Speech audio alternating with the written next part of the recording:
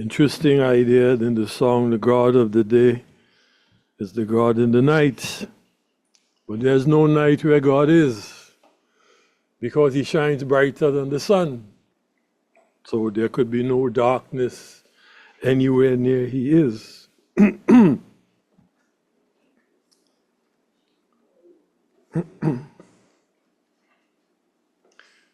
Brethren, some interesting, perhaps even exciting, depending on your perspective, it could be exciting. But the war between the US and Iran has opened some fissures in the NATO alliance that could have significant consequences for the US and for the world in general. In response to the refusal of the European Union and other countries to assist in clearing the Straits of Hormuz and participate in neutralizing the Iranian military, the US president threatened to withdraw US troops from Europe, starting with 5,000 soldiers later this year. And the US vice president said that that will cause Europe to stand on its own 2 feet, because the US cannot be the policeman of the world anymore. So why should we in the church be concerned about this? Well, Christ told us to watch the signs of the times, so we can discern the times of his coming. Let's read that in Matthew chapter 24.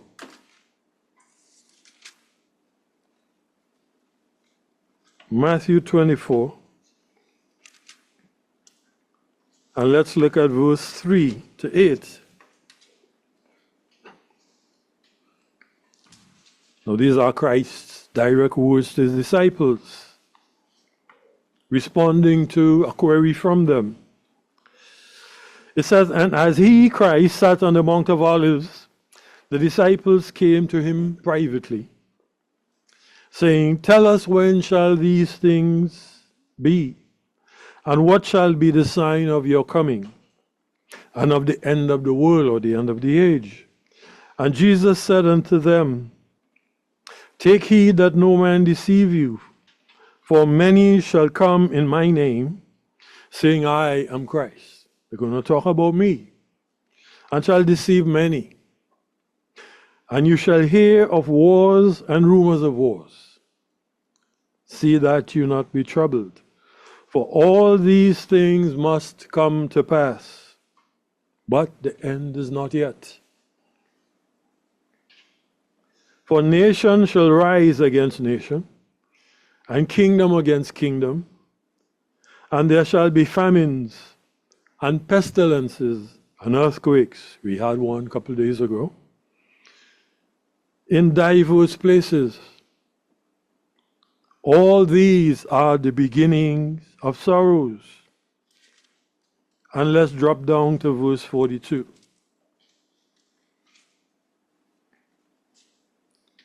And he said, watch therefore, for you know not what hour your Lord does come.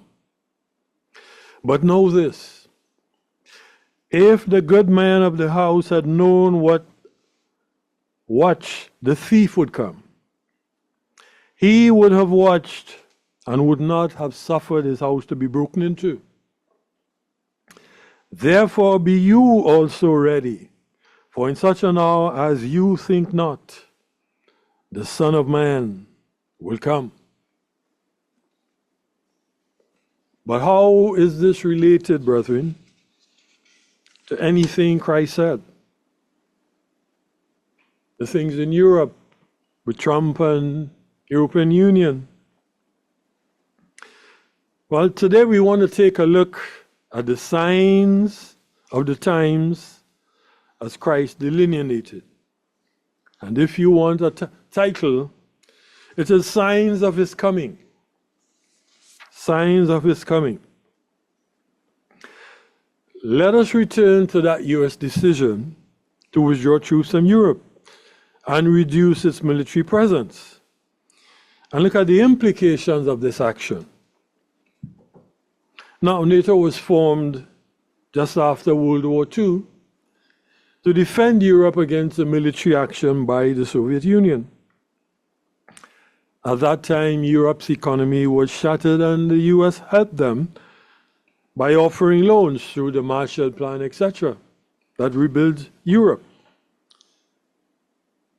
The NATO alliance eventually numbered 32 countries and also included Canada and Turkey. And that union of NATO, European country, was protected under the nuclear umbrella, even after France and Britain developed nuclear weapons.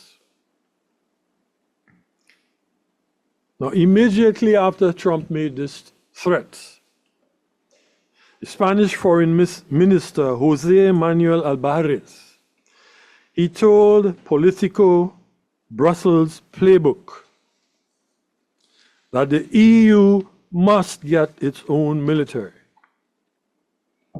He said, this is the moment of the sovereignty and independence of Europe. And the Americans are inviting us to that.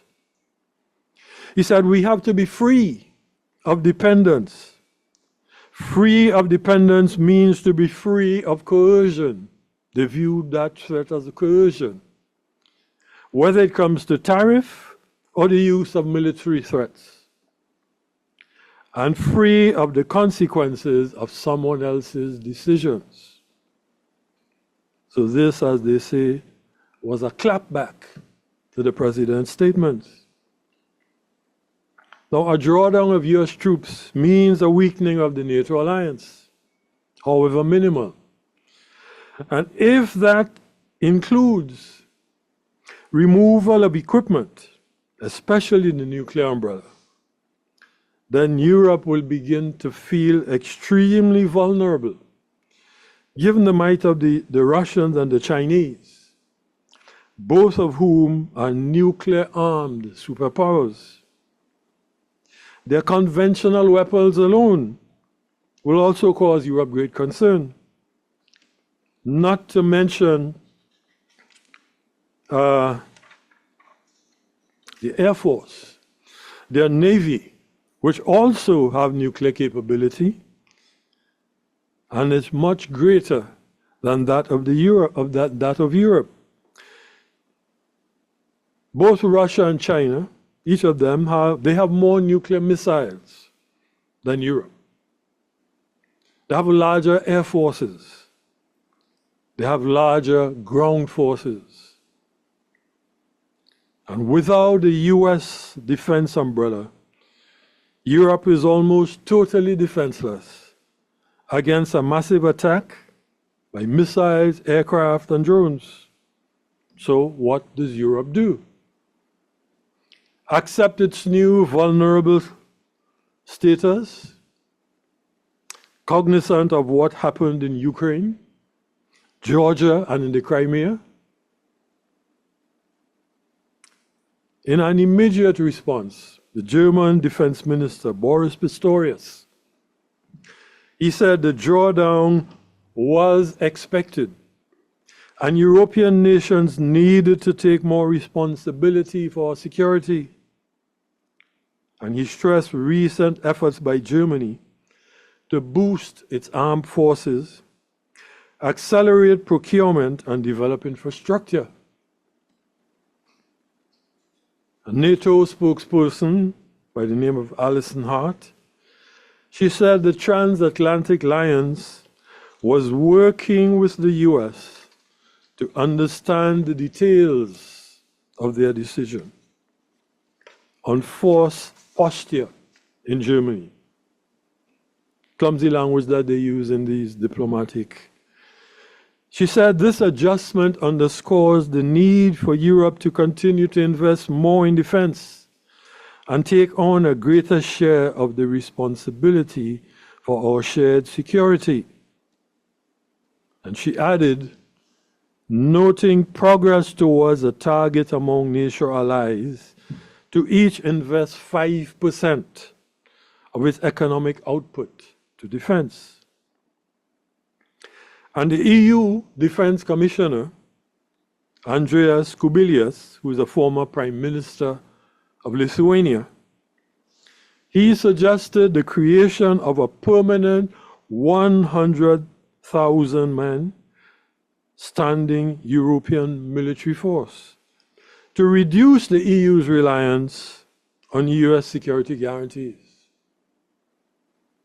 He said, how will we replace the 100-strong American standing military force, which is the backbone of the military force in Europe?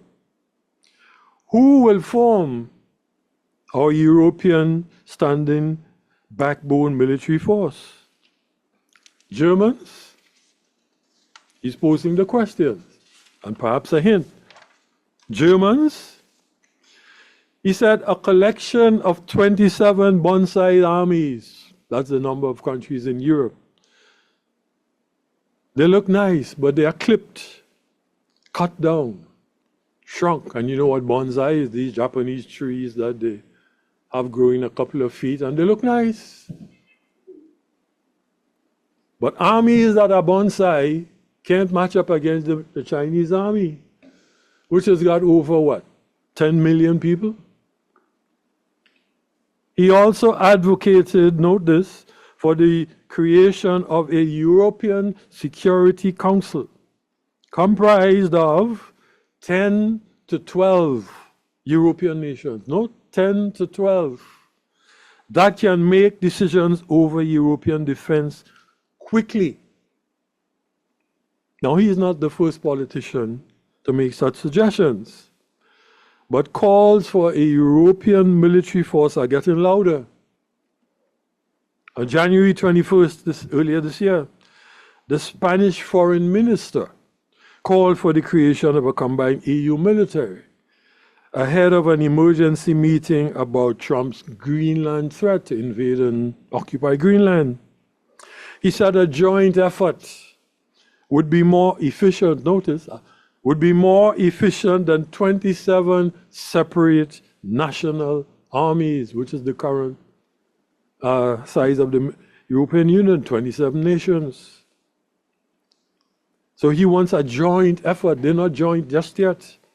He said the bloc should focus on combining military assets before building a joint army. Now note the suggestion of Europe joining forces and paring down the group to 10 or 12 nations.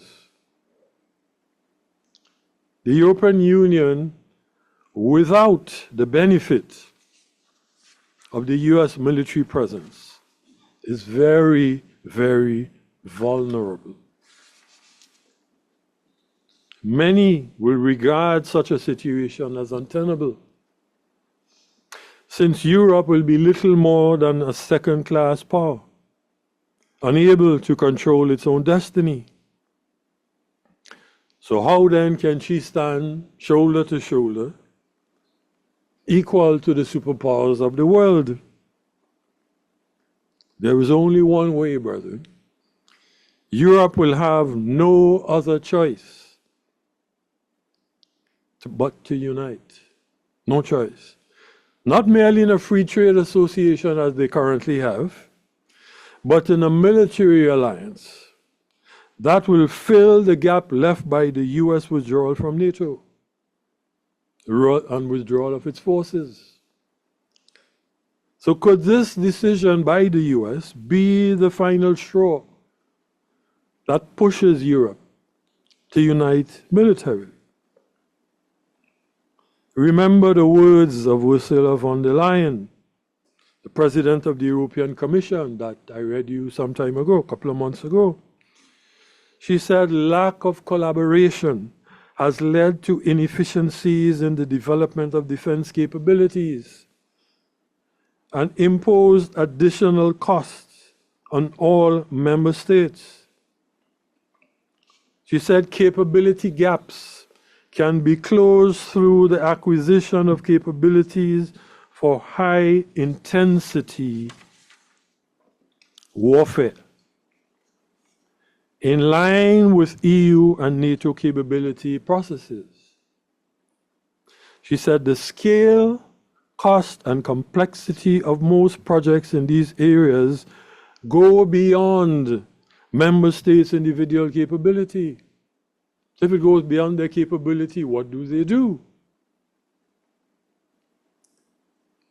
She said collaborative procurement is the most efficient means to procure large numbers of ammunition, missiles, and drones, and is also key to deliver on more complex projects, meaning developing nuclear weapons. Member states have agreed a common target of 35% of total defense equipment procurement should be done collaboratively. Now, why should this concern us? We're not news or international relations junkies. It concerns us, brethren, because Christ said, now learn this lesson from the fig tree. As soon as its twigs get tender and its leaves come out, you know that summer is near. Even so, when you see all these things, you know it is near, right at the doors. And you can take a note of that in Matthew chapter 24 and verses 32 to 34. But how can we know that these are signs of the times? Well, the Bible gives us some clues that point directly to the end of the age. It tells us in Daniel chapter 2 and verse 44, in the days of these kings, the God of heaven will set up a kingdom which shall never be destroyed, and the kingdom shall not be left to other people. It shall break in pieces and consume all these kingdoms, all other worldly kingdoms, and it shall stand forever. But exactly how does this scripture relate to the signs of his returns? Well, we will begin to examine that. The verse quoted in Daniel 2 is part of a prophecy that extends over thousands of years, from the time of Daniel to Christ's returns. And it details the fate of 4 kingdoms that would rule the world as it was constituted in that area: Iran, Iraq, later expanded to the Middle East, the Mediterranean, the Adriatic with the Balkans there, and Europe, Greece, and Rome. And the specific verse is set around the end of the 4th kingdom. Now, as you know, the chapter names the first kingdom Babylon, where Daniel, the Jewish Enoch, was a captive. The prophecy was delivered in a dream to the king of Babylon. This is what he saw. This image of a man, head of gold, chest and arms of silver, abs and thighs of bronze or brass, legs of feet of iron, and the feet of iron mixed with clay. But the next morning he couldn't remember anything. And the wise men he relied on couldn't tell him what he dreamt. He got angry and threatened to execute them, unless he got not only an interpretation, but he wanted them to tell him the dream. He needed the details to be retold to him. But Daniel told the king that his astrologers and magicians and wise men couldn't do what he demanded. But the God of Israel, who gave him the dream, is able to reveal secrets. And Daniel starts to detail the dream. Then he gives the interpretation from God. He tells the king God had actually given him a vision of the future. And what he, Daniel, is telling the king will absolutely come to pass.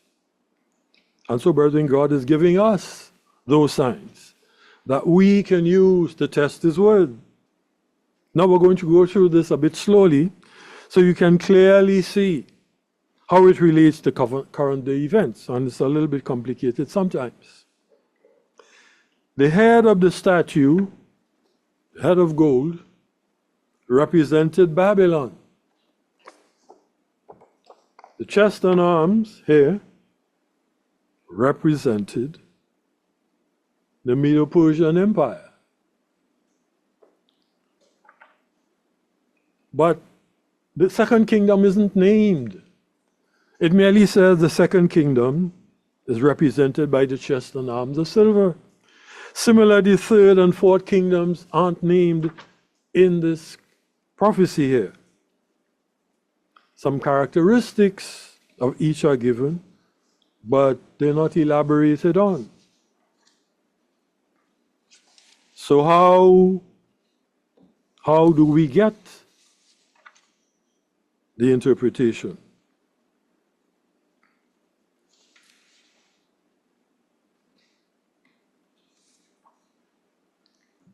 Well, Daniel chapter 5 and verse 28, 30 actually identifies the second kingdom as the Medes and the Persians, or the Medo-Persian Empire.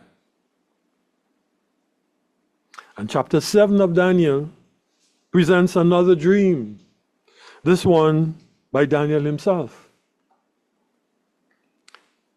He saw 4 beasts with various features, and an angel gave him the interpretation.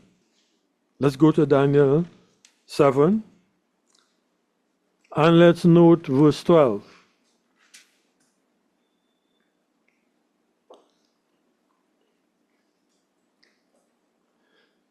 He said, and concerning, he saw 4 beasts, concerning the rest of the beasts, they had their dominion taken away. Yet their lives were prolonged for a season. And let's drop down to verse 17. He said, these great beasts, which are 4 kings, or they represent 4 kings, which shall arise out of the earth. But the saints, note again, the saints of the Most High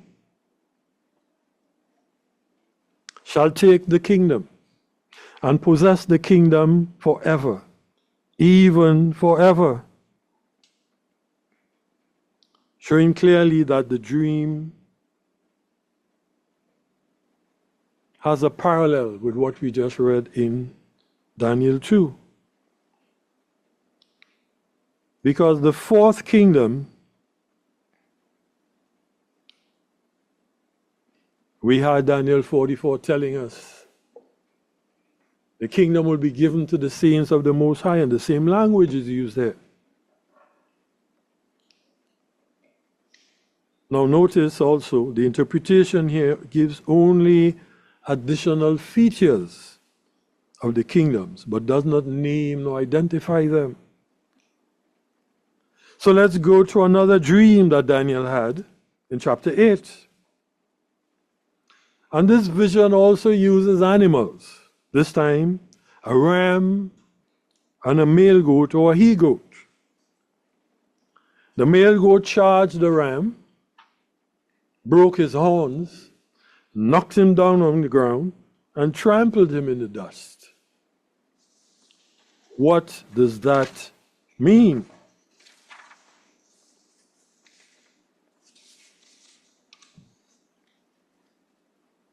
Well, Daniel told him that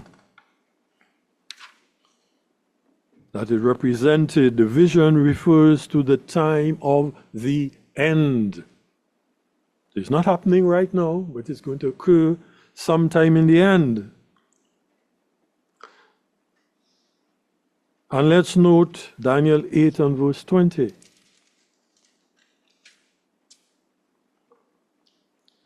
He said, the ram which you saw, having two horns, are the kings of Media and Persia that overthrew Babylon. And the rough goat is the king of Grecia, or Greece. And the great horn that is between his eyes is the first king. And verse 22. Now that being broken, whereas four stood up for it, four kingdoms shall stand up out of the nation, but not during the height of his power. So the scripture explains the fracas that took place between the ram and the he-goat. That is really two nations we're talking about. The Medo-Persian Empire and Grecia, or Greece, as they say.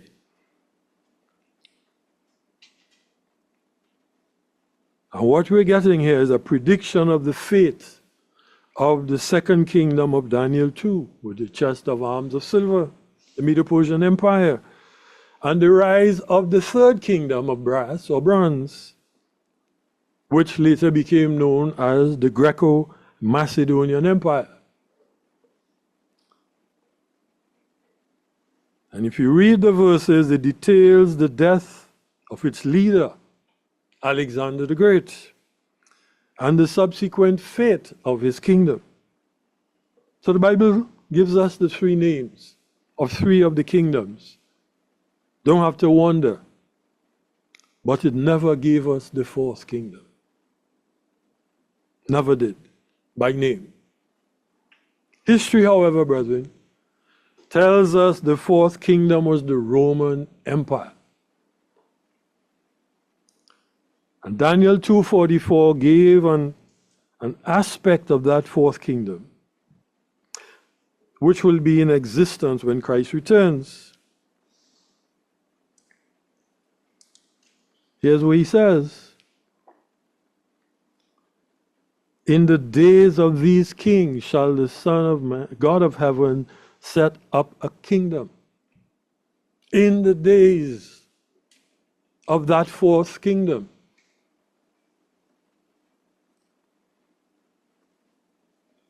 Now, how can we know that that is true? That the Bible was referring to Rome?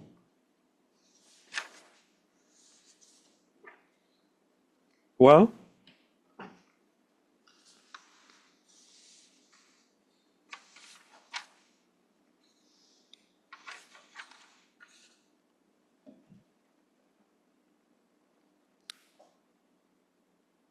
history tells us. Oh, no, I got my pages mixed up here.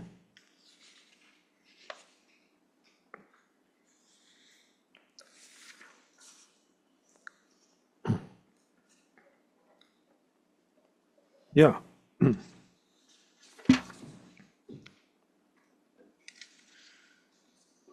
How can we tell that that is referring to the Roman Empire? History tells us the western leg of the ancient Roman Empire fell in 476 AD when the Vandals invaded Rome, sacked it, occupied it. Two other foreign tribes, likewise, occupied Rome until they were removed at the instigation of another king. That was actually the Pope. But then the eastern and the western legs were reunited under the emperor in the east, Justinian. And the fourth kingdom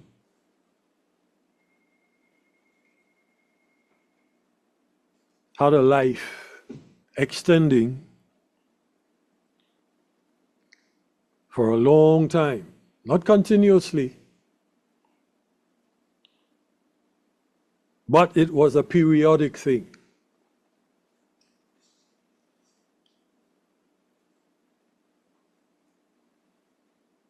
The fourth kingdom continued as the Holy Roman Empire,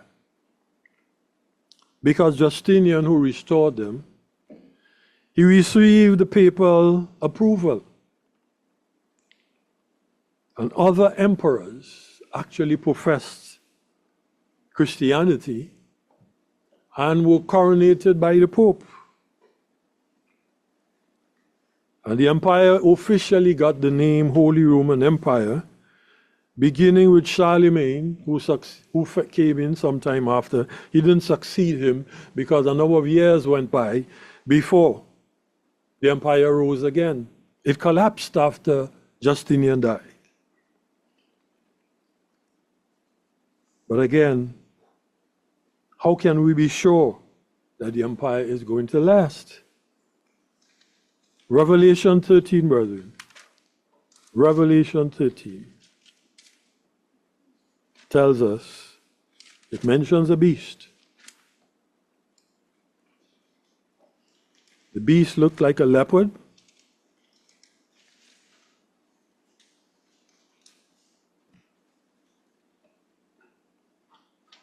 Verse 2, 13:1, he said, and I stood on the sand of the sea, and I saw a beast rise out of the sea, having 7 heads and 10 horns. And upon his horns 10 crowns, and upon his heads the name of blasphemy. And the beast which I saw, verse 2, he said, 1, had a head of a leopard. It had feet like the feet of a bear. It had a mouth like the mouth of a lion.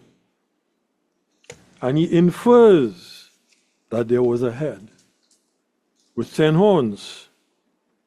But again, no other details were offered. But if we add the heads of the beast in Daniel 7, that was a lion. Then we had a bear, that's 2 heads. We had a 4-headed leopard, that's 6 heads. And the same images are being reproduced here.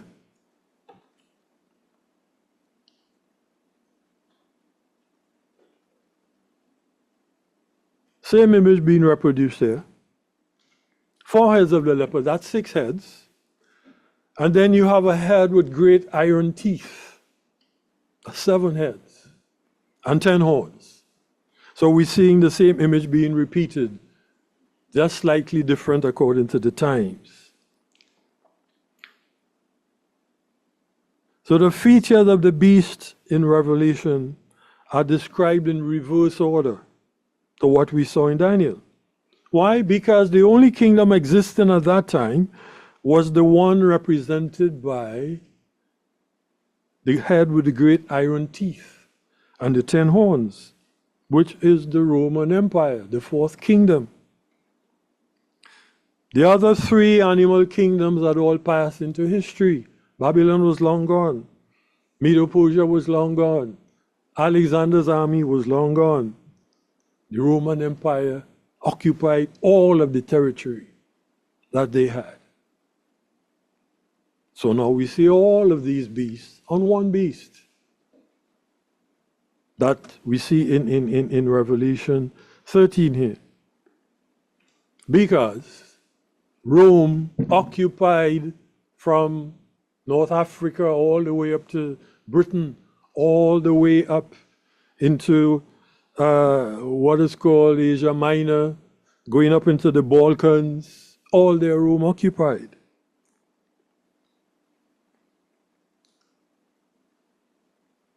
So he says in Daniel 7, we see the beasts are different beasts, but here they are one. Because Rome is united and occupied all of their territories.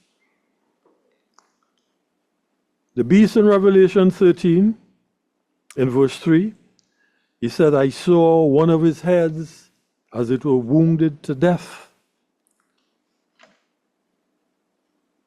The wound was symbolic of what happened to it when the Vandals, the Ostrogoths, and the Heruli occupied. And that almost was 100 years in the western part of the empire, the western capital. When he said the wound was healed. And that healing took place when Justinian reunited the eastern and the western capitals. And the empire in this new phase, brethren, was to continue for 42 months. In verse 5, or 1260 days, or in biblical explanation, a month for a year, a day for a year. So 1260 years. Not that it would last continuously over that period, but it will be in existence. It will be around over in that period. It won't be continuous, but it will exist. How do we know? Well, Revelation 17, brethren, gives us the clues again. More clues. Revelation 17, and we see a scarlet-colored beast ridden by a woman dressed in purple and scarlet, decked with gold and precious stones. The Bible does not say the head belongs to different nations, but we see a beast with 7 heads again, and 10 horns as before. But this beast that we see, scarlet-colored beast, ridden by this harlot, that represents the Holy Roman Empire. The woman is symbolic of a church. And the history of the Roman Empire, Holy Roman Empire, is that the church, the Catholic Church, influenced their decision making. And their emperors directly crowned many of them. But the Roman Empire is not the Holy Roman Empire. They're different entities. The Roman Empire with the Caesars and the Senate lasted up to 476 AD. And the Holy Roman Empire rose after the deadly wound was healed. And it now began to function differently. Because whereas before all the emperors were from Rome, now you got them from all over Europe. Germans involved. It was ruled by non-Italians. We had France, for example, with Napoleon. Germany, many German emperors. Austria.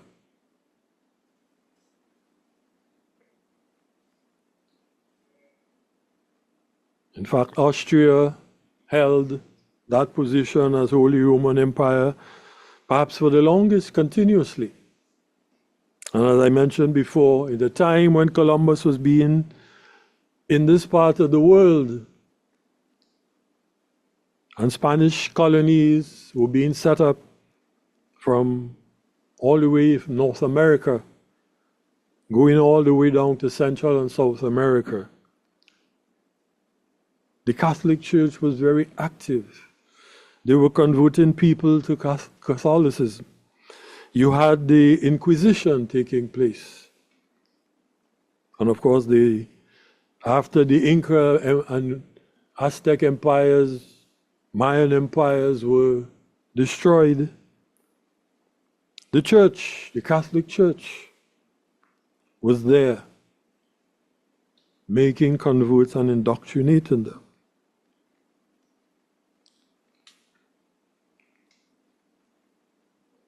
And Revelation 17:8 calls the beast, the scarlet-colored beast, the beast that was and is not and yet is. Funny term. Because it comes on the scene. It exists. But then it collapses, it disappears. It is not. And yet is, because another one will come up somewhere down the road. And verse 12 of Revelation 17 tells us, the heads represent kingdoms. Revelation 17:12, he says, and the 10 horns which you saw are 10 kings, which have received no kingdom as yet, but receive power as kings, 1 hour with the beast. Verse 13, it says, these have one mind, and shall give their power and strength unto the beast. They shall make war with the Lamb, and the Lamb shall overcome them, for he is Lord of lords and King of kings. And they which are with him are called true, are called and chosen and faithful. See how it goes. Verse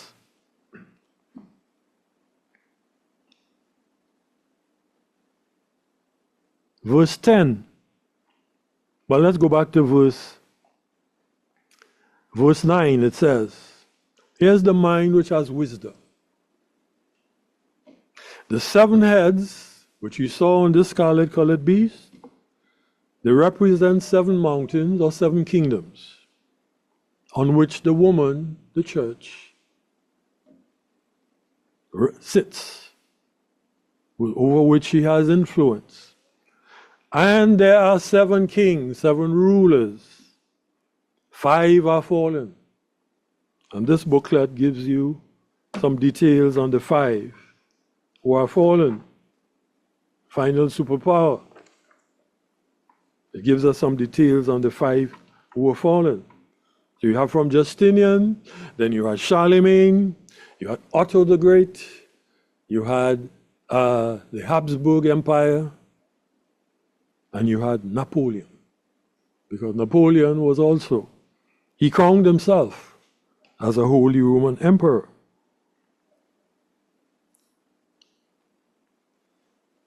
Five are fallen. It says 1 is. And the prophecy now is written from the perspective of one that is. And the one that is was identified as the axis or the relationship between the Nazis and Mussolini.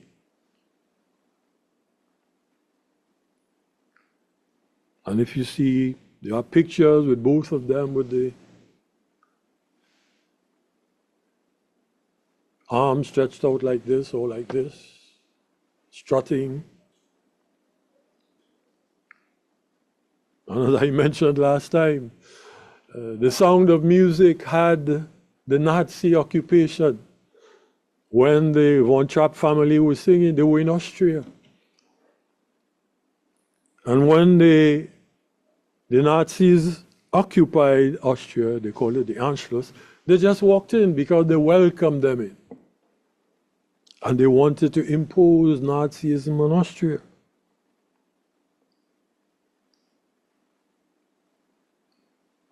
So that is the one that is. And he says the other, there were 7, the other is not yet come. Now, what is the other? What is the other? Now,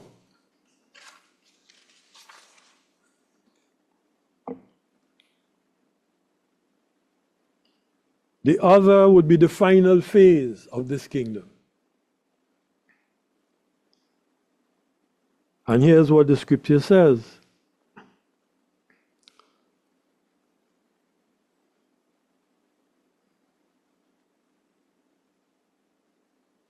the 10 horns, the 10 horns, which you saw are the 10 kings which have received no power yet.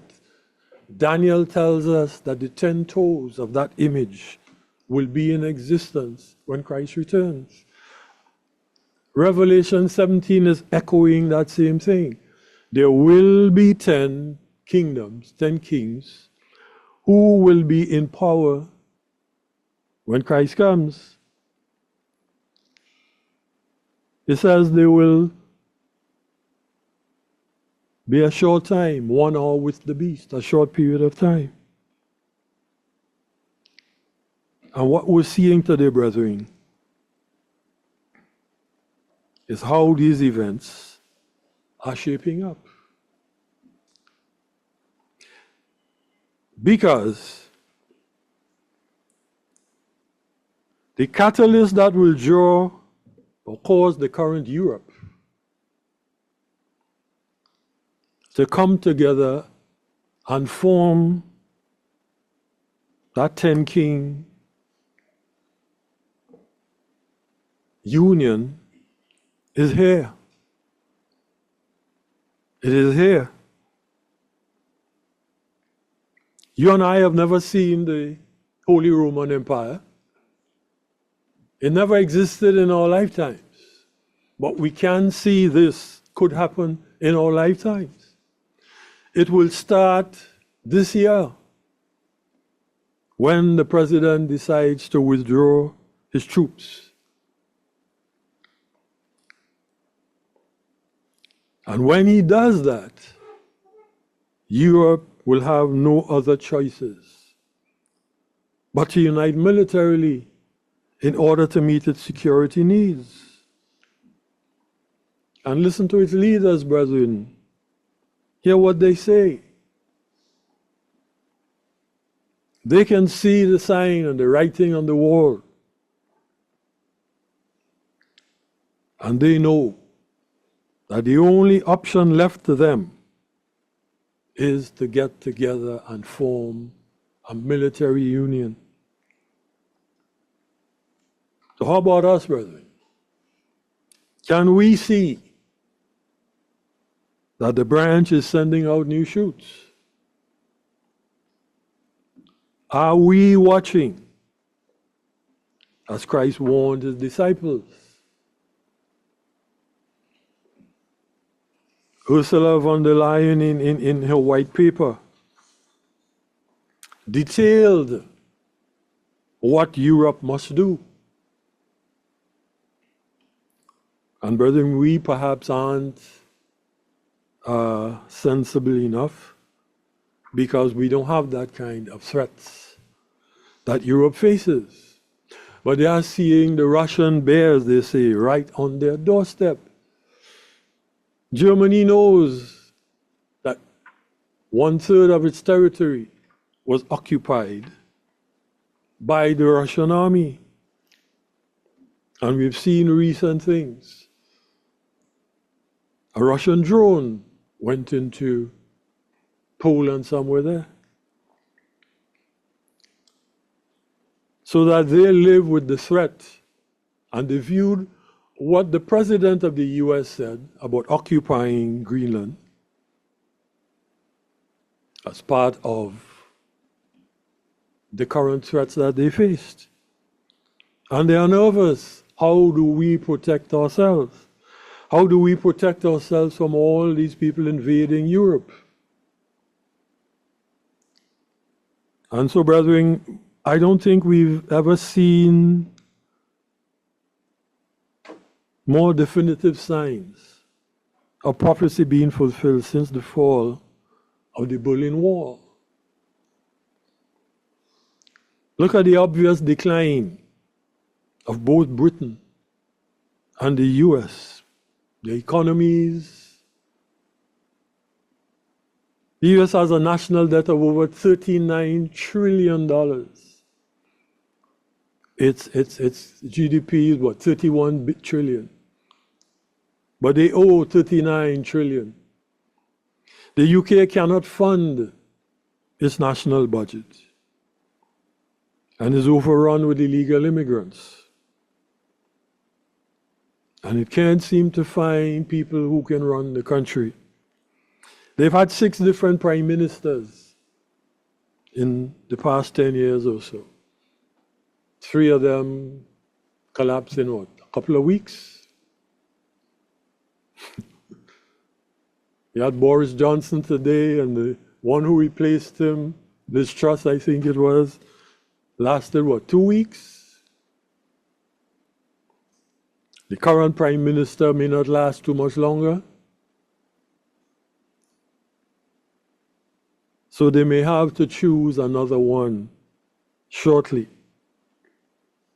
And with the decline of the English-speaking countries, brethren, the world is poised to see new actors emerging on the scene. Canada is linking itself with the European Union. Likewise, Australia is distancing itself from the UK.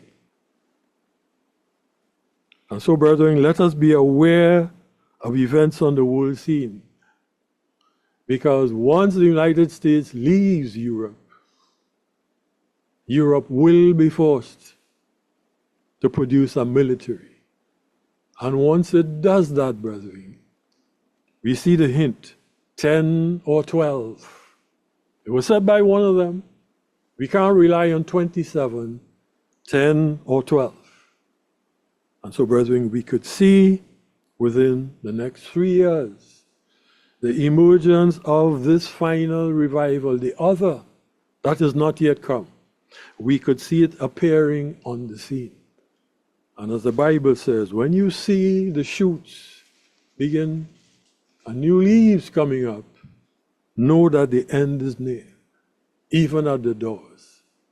And if it is, brethren, what manner of men or people should we be? Will we go to sleep and be caught unawares? But he said that we should watch and pray, that we be not taken unawares. And so, brethren, we're living in a time that could be exciting, but that would be scary for the world. And therefore, we need to be aware of the signs of the time.